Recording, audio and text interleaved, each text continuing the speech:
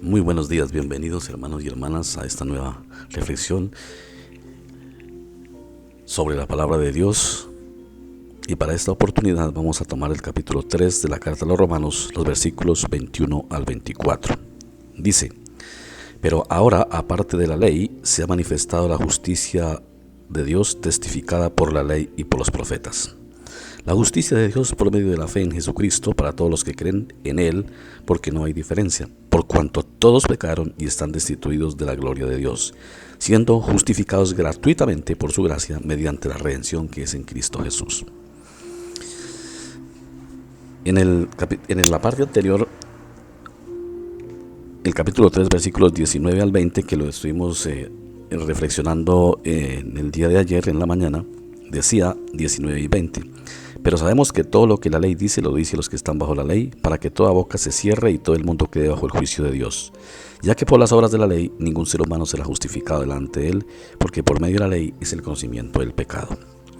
Y luego el 21, que es la continuidad, por supuesto, del texto, dice: pero ahora sin la ley.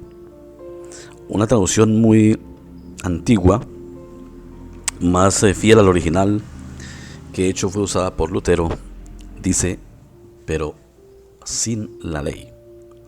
Porque la idea que deja aquí la traducción Reina Valera es que aparte de la ley está el camino del evangelio, como si la ley fuera un camino para ser justificado y el evangelio otro. Hubiera dos maneras de justificarse: una la ley y otro aparte de la ley. También es como cuando decimos la vía a tal lugar, la vía por ejemplo es esta, pero aparte de esta hay otra alternativa.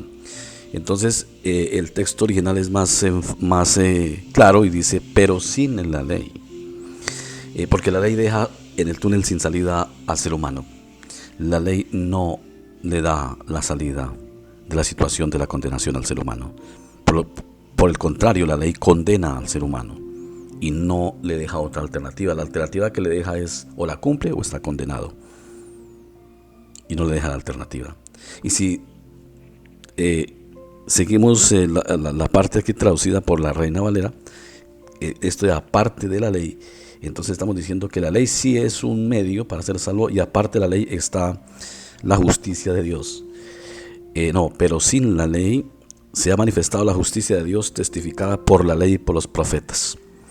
Ya hemos hablado de lo que significa aquí el término justicia en otros estudios de las otras cartas paulinas, que este término es muy usado muchas veces en el Antiguo Testamento, que cuando se habla de la justicia se está hablando de Cristo, pero no como juez, sino como el que justifica al que cree en él,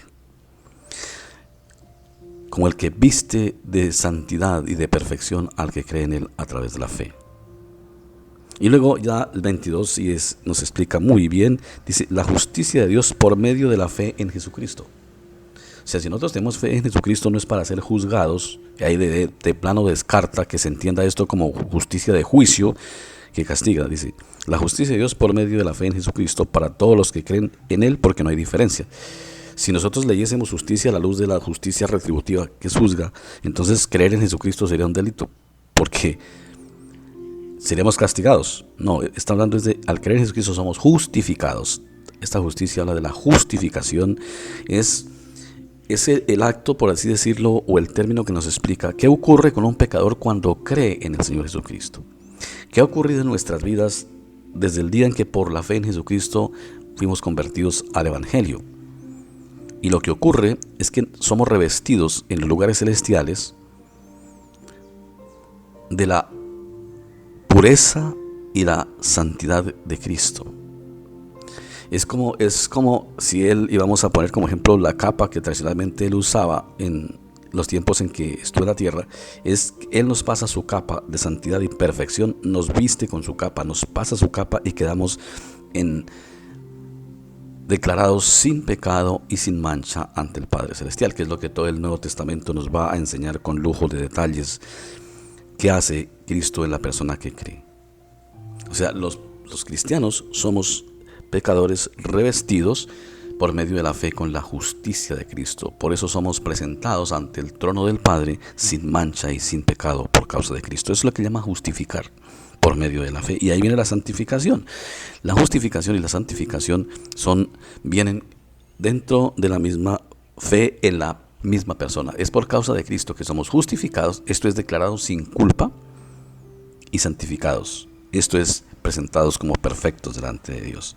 Y luego el 23 dice, por cuanto todos, y habíamos hablado de lo que vienen diciendo los 3 primeros capítulos de la carta a los romanos, por cuanto todos pecaron, están destituidos de la gloria de Dios. Esa es la realidad de todo ser humano que no ha conocido y no ha sido convertido al Evangelio, que no ha creído al Evangelio, para decirlo en términos más entendibles, que sigue siendo pecador y sigue estando destituido de la gloria de Dios. Los creyentes no, por la razón de lo que Cristo ha hecho a través de la fe, que nos ha justificado, pero es obra de Cristo, es porque Cristo así lo hizo y es por la fe, que es un don de Dios, que el pecador cristiano, y dirían ustedes, pero si es cristiano no debe ser pecador. Si nosotros somos honestos, seguimos siendo pecadores, pero justificados, porque las cosas hay que decirlas claras, conforme las Sagradas Escrituras nos las enseña. Somos pecadores justificados por la gloria, por Dios, por Cristo, por la obra de Cristo. Entonces, dice, siendo justificados gratuitamente por su gracia, mediante la redención que es en Cristo Jesús. Dice el versículo 24. Justificación y gracia, las dos van de la mano. Por gracia es que somos justificados, mediante lo que Cristo Jesús hizo en la cruz, la redención. La redención era comprar lo que antes se había perdido. Entonces, redimir significa recuperar, rescatar. Nos rescató por su sangre el Señor Jesucristo. De manera que ser cristiano, en primer lugar, no es una cuestión de obras. Por eso no se puede tildar a nadie de el bueno y el mal cristiano, porque cuando eso hacemos es evidente que lo estamos midiendo por sus obras. Entonces el cristianismo no sería por la fe y la salvación no sería por la fe sino por las obras. Ser cristiano es haber sido cubierto, justificado y santificado por la sangre de Cristo. Eso es ser cristiano. Otra cosa es que como cristiano dé frutos, que es lo que ya hablamos del comportamiento y su vida de comportamiento empírico, lo que nosotros podemos ver, porque en la vida del ser humano hay muchas cosas ocultas que nadie puede ver, y a veces juzgamos a las personas por lo que se ve, pero nosotros no conocemos el corazón, y ahí es por eso no podemos hacer juicios. Además, la fe no se puede medir, y la persona es justificada por la fe, y no está diciendo por qué tanta fe tiene, sino por la fe en aquel que justifica. Es que somos justificados. Entonces, esto es para la tranquilidad de todos nosotros también. Saber que la justificación es por Cristo, por la obra de Cristo. Eso nos lleva también a descansar en sus brazos, a sentir alivio, porque tenemos que sabernos que somos malos, pero que Dios nos ha perdonado, que Él nos ha dado el descanso, que nos ha dado la paz, nos ha justificado y nos ha reconciliado con Dios y Padre. De manera que el mensaje del Evangelio tiene como propósito, en primer lugar, arreglar la situación fatal entre la relación del hombre y Dios. Pasar de que el hombre es enemigo de Dios por causa del pecado y destituido a ser hijo de Dios y restituido, rescatado, redimido. Y segundo, traer tranquilidad al corazón humano. Esa es la paz que el Señor le dice a sus discípulos: mi paz os dejo, mi paz os doy. Yo no la doy como el mundo la da. No se turbe vuestro corazón ni tenga miedo. Tenemos paz para con Dios por medio de nuestro Señor Jesucristo, dice el apóstol San Pablo. Entonces, es saber que estamos en paz con Dios y que la paz está ya hecha y realizada, que Él es nuestro Padre y nosotros sus hijos. Y que gracias a Dios eso no depende de lo que hacemos o dejamos de hacer, o si no, eso no fuera posible en nuestras vidas. Porque habría días que tendríamos paz, habría días que seríamos destituidos, si dependiera del vaivén de nuestro estado de ánimo y de lo que hacemos. Y si nos medimos nuestras obras al estándar que Dios pide, imposible. Ante nuestros ojos a veces es posible, entre esta manera de pensar, pero ante Dios no. Pero gracias a Dios, por Cristo nuestro Salvador. El apóstol Pablo, cuando dice: miserable de mí, ¿quién me librará de este cuerpo de muerte? Luego él dice: pero gracias sean dadas a Dios porque es por Cristo, porque es por su misericordia y su gracia. Y ahí está el consuelo para nosotros, que gracias a Dios tenemos esa esperanza en Cristo, porque si nos miramos a nosotros mismos, como dijo Martín Lutero, miré la ley, imposible salvarme, pero miré a Cristo, imposible perderme.